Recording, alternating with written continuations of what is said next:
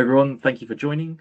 Today we're going to be looking at driving trust and engagement, the PMO's role in executive decision making. My name is Greg Hocking. I'm the head of business development at Fluid. I've been working for Fluid for multiple years, working in partnership with PMOs and project teams, helping transform their project delivery. I've also worked with a number of sort of senior executive stakeholders, allowing them to make clear, transparent decision making through our portfolio level dashboards. I'm also joined here today by Dan Justin, Fluid's founder. I'll let you introduce yourself, Dan. Yeah, hi everyone. Excited to be here today. I'm Dan. I am the CEO and founder of Fluid, as Greg said, and I started Fluid back in 2014 after working in PMOs in financial services sector in the UK, Morgan Stanley, Deutsche Bank, that type of organisation. And we've been really focusing on the needs of the PMO and the portfolios over the last 10 years. So I'm excited to share that with you today. Excellent. So today we're going to be looking through a few different value props around the PMO and a few different sort of key pointers. So looking at how the PMO has evolved and redefined themselves in different business environments. We're also going to be looking at how PMOs can help establish that trust with executives, how PMOs can look to align themselves with different business strategies, handling good and bad news, as well as looking at risk management related to the PMO as well. And then we'll also talk at the end at how to measure a PMO success with key performance indicators, so KPIs related to projects. So starting off, Dan, I think it'd be great just to look at how the PMOs have evolved. So, I mean, in your sort of perspective, what would you say have been the changes in the last sort of 10 to 15 years with the PMO? What changes have you noticed? Yeah, it's an interesting question. The PMO has really gone through various life cycles over the last 15 years, and it's evolved from one of being an administration function, so really there just to organize project managers to make sure their reports are done on time, so operational. And from there, it fell out of fashion a bit in many organizations because your senior stakeholders felt it was an overhead to getting projects delivered. And so for a good period of time, 5 years maybe, it was considered not a fashionable thing to be putting into your organization. There was still a few PMOs out there, and I guess you would call them project administration officers. And recently, over the last couple of years, the trend has changed, and the PMO has started to engage with the organization at a different level. It's become much more strategically aligned, and I think you'll see that executives and decision makers are looking for the PMO to do a different type of role in organizations today, one that really aligns to the business rather than just simply operations. That's really interesting. Yeah, that's something I've noticed a lot in conversations that I'm having with heads of PMOs, and they're changing positioning around organizations. We also sat down earlier in the week with David Zweyer, the Senior Vice President of IT Strategy and Transformation at Ascot Group Insurance, and we asked him his perspective on the changing narrative of the PMO. Yeah, I thought about this a lot, that kind of the start of this in terms of how do you establish the trust from executive leadership for the PMO and what the value proposition is. And, whether you're standing up a PMO or an EPMO from scratch, or you're trying to mature an existing PMO, or maybe even transition from one type of a PMO to a more strategic type of a PMO, you do have to define ultimately the charter of your PMO. I think that's the start, and including your mission, your vision, and then ultimately your value proposition. And you have to write it down, and you have to socialize it, and you have to get buy-in from executive leadership. You can't just start the PMO and start doing activities and then expect that people are going to get on board, right? Yeah, exactly. You absolutely have to be deliberate about writing down the mission, vision, values, the mandates and ultimately what that value proposition is going to be. And I mean, I believe it in most organizations, you actually need buy-in from the CEO. You know, obviously that depends on the size of the organization, how it's structured. But if the leader of the PMO is anywhere close to kind of the top of the organization, having the CEO understand that mission, vision, the value prop, and the other key executive stakeholders. So whether it's a CFO, depending on where your PMO, your EPMO sits, you know, whether it's in IT or outside of IT, you may need to do that with the CIO. If that EPMO sits outside of IT, you're going to need that strong relationship and support from the CIO. And then ultimately with the business area leads as well, that you're going to ultimately be supporting to help advance their strategy. So getting that buy-in, so getting the charter, getting a clear mission, vision, and value prop, and then getting buy-in from the executive team. That's how you start. That's the key. Well, that was really interesting insight from David there. What really struck me was how the charter is being utilized there by the PMO. I mean, what's your perspective on that, Dan? Yeah, it's really interesting how he's using day-to-day project governance frameworks to think about his PMO as an initiative, as something that delivers value and that has benefit to the organization. So it's something I think we can all take a lesson from there, which is it's okay to use the same types of governance in your PMO as you do in your projects. So one example for that might be a steering committee or a set of value benefits statements for your PMO. So set up a plan, set up a set of risks and issues, set up a benefit statement, and report on your PMO as if it's an initiative on the business. And that can really help communicate out what you're doing in the PMO to drive change and to build value for that business. Thank you, Dan. Yeah, that's really interesting to hear about the benefits realized from projects. And one of the key benefits I'm realizing from PMOs and the projects that they're completing is alignment to business strategy. Something that I'm speaking with multiple clients about is how to align PMOs to business strategy. We sat down with David as well to discuss his perspective on alignment of PMOs to organizational strategy. Right. Yeah. So the team really needs the PMO team, the PMO leader, and the PMO members really need to first and foremost understand the organization's business strategy. Right. As you said, you know, previously PMOs were focused on more tactical activities with their project management. Could be seen as more of an administrative function. Maybe weren't as close to the strategy. We're really just focused on that. Am I executing the triple constraint, the cost, schedule, scope of a particular project, and didn't necessarily understand what are the outcomes that were trying to be achieved or the benefits? How does it tie to the organization's strategy, the organization's view of the marketplace? To be a strategic PMO, to be a member of a strategic PMO, you have to understand that business strategy in your organization.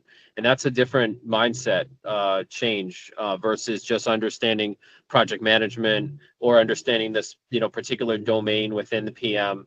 You need to understand that business strategy and then be able to sit with your business stakeholders, the sponsors of those strategic initiatives, and show them you understand it and show them that you can help them achieve their business outcomes and benefits, because that's the key. That's where this is all going in terms of the value proposition. It's not just the execution of the project and getting it into production and then everyone's celebrating and moving on to the next thing. It's, are we achieving the business outcomes and the benefits?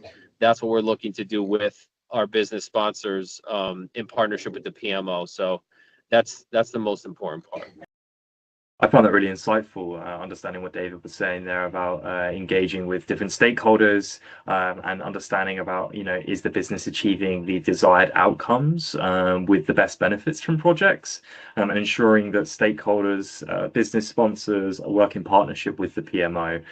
So Dan, I suppose, what practical measures do you have that those that work in PMOs can take in order to gain that the stakeholder trust there? Yeah, that's a good point. And, you know, it's all about understanding what you need from your stakeholders at different parts of the project life cycle. So, we've all spoken about, we've all used RACI to establish a clear understanding about who's doing what when in a project life cycle. But let's break it down a little bit and talk about engaging stakeholders earlier on in the life cycle. So bringing them into the process so that they have a chance to contribute, they understand the risks, they understand the decision making and the prioritization. So let's look at, for example, intake, ideation. If you can bring your stakeholders in, so whether that's the heads of business or even people, SMEs across the business who have a real clear understanding about how the business operates, what it's trying to achieve, KPIs, the market conditions, that type of thing, right? You want to be having conversations in your planning processes which are talking about how the business is planning, not necessarily about just planning units of work. As David spoke about, the triple constraint of, well, I've got some budget, I've got some time, and I've got some resources. That doesn't equal a green light for a project. You need to, if that project or that exercise is not going the direction the business needs it to go, then what's the point of doing it, right? So first things first, establish a clear communication about the process of intake. Get people talking about what they need to do sooner and get them engaged in the process. That can start with rough orders of magnitude, t-shirt sizing, whiteboarding into big strategy buckets. There's lots of practical ways you can bring people into a conversation. You can even get everyone in a room with a bunch of whiteboards and start putting post-it notes on things saying, this is important to me, this is important to me, right? It's got to be an engagement. You've got to have people thinking, well, that was actually quite a useful exercise. Then you go through into the project delivery, the project execution, right? So what do we need from our stakeholders there? We need them to be engaged. We need to be making decisions. We need them to be saying, yes, move forward. No, that risk is not an issue, that type of thing. Risks are not issues. There you go. But the point is, we need to be engaging them on a regular basis so that they're connected with the project as well. They're connected with what we're trying to achieve, and they're connected with the efforts that's going into it. So I would look at things like setting up regular steercos, even if they're offline, even if they're run asynchronously, digitally. You need to establish a clear, consistent communication protocol. So standard reporting, making sure that the things that you send to them every week, every month are the same format, the same standards, the same across all of the projects that they're looking at, right? You need reliability and consistency for people to be able to make quick decisions and to be able to process information quickly, right? You don't want your senior executives having to plow through a 1,000-line Gantt chart because, oh, that's what I've been given, right? So think about what they need in order to be able to make decisions. And of course, what I think really also is important is talking about the benefits that project is trying to realize much earlier on in the project, right? Talking about the risks that may impact that project, talking about risks that may impact the business very early in the project life cycle. The more visibility you have on those things, the better it is, the more your stakeholders will be engaged. And of course, after the project, bring them in, make sure you have lessons learned, find out what they thought was good about the project, right? Recycle that, get those lessons learned, and then take them back into the planning process. You want to have your stakeholders in the life cycle throughout. Yeah, that's really interesting, Dan, especially around, you mentioned decision making there, and I think that's something that's really important, is ensuring clear, transparent, and accountable decision making. So I think, yeah, let's transition over to David and hear David's thoughts around accountability for decision making. Sounds good.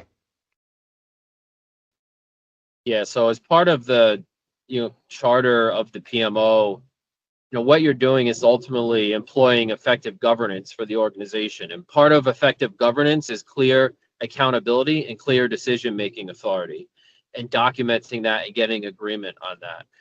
That's one thing that can really become an issue in organizations when there's unclear accountability. Most PMs know the RACI matrix, right? We all learn that.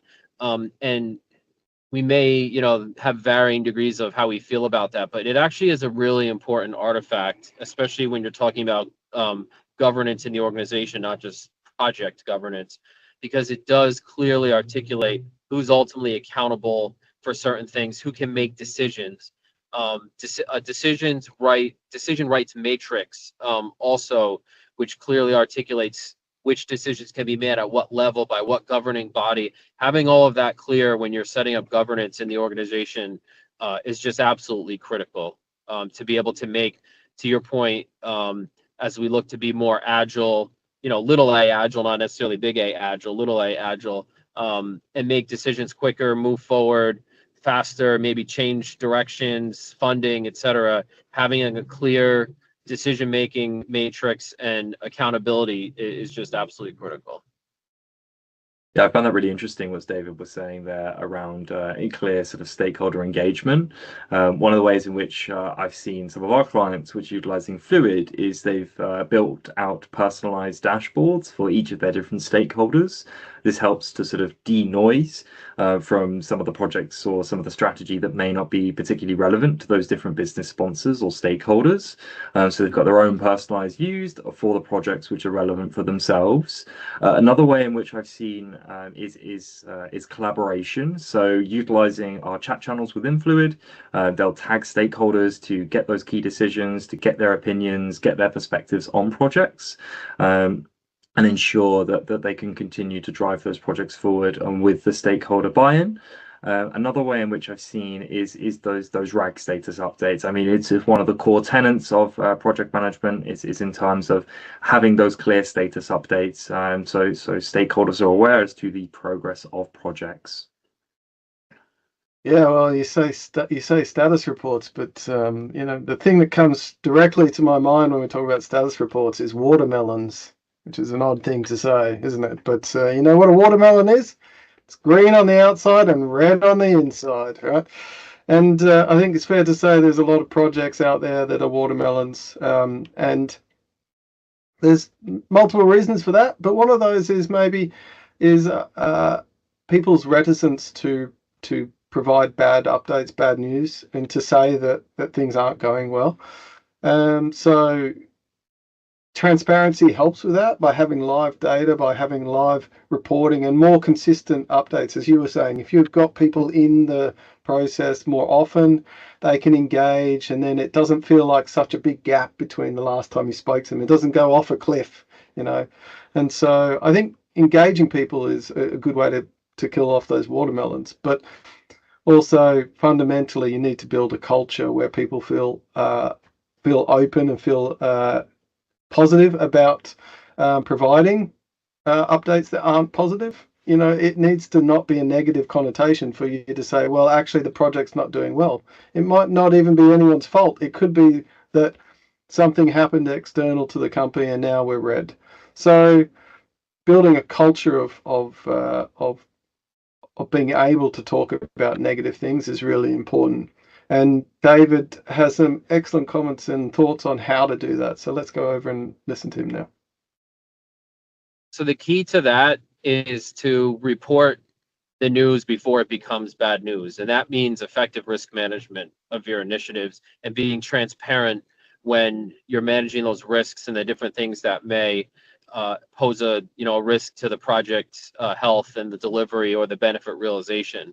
And so being very transparent with clear, objective communication on the status of the initiative, on the status of the achievement of the outcomes, the benefits, the strategy on a regular basis makes the bad news communication that much easier because you've been communicating all along.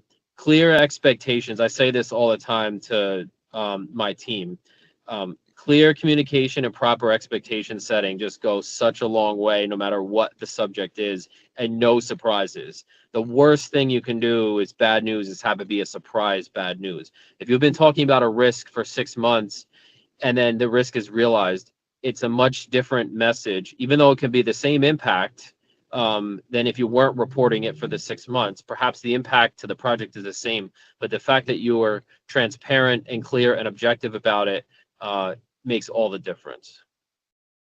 So that's really interesting, isn't it? And I think we can all paraphrase that by simply saying proactive risk management is better than reactive issue triage every day. Yeah, definitely, Dan. That's something as well. A lot of the clients that I deal with, in terms of proactive risk management, one of the ways in which they're able to do that with Fluid is our portfolio level risk dashboards. So they're able to filter and understand their different risks and then potentially issues as well across the portfolio. So being able to filter and say, like, I want to look at all my scope risks or all of my resourcing risks against multiple projects, and then being able to manage and mitigate against those, and sort of do it by an exception level rather than having to do it at an individual level. Yeah, you don't want to have to be trawling through hundreds of project reports every week to find out where the red is, right? So thinking about risk reporting and risk cultures and risk processes in your PMO is a really great way to get out there and be proactive.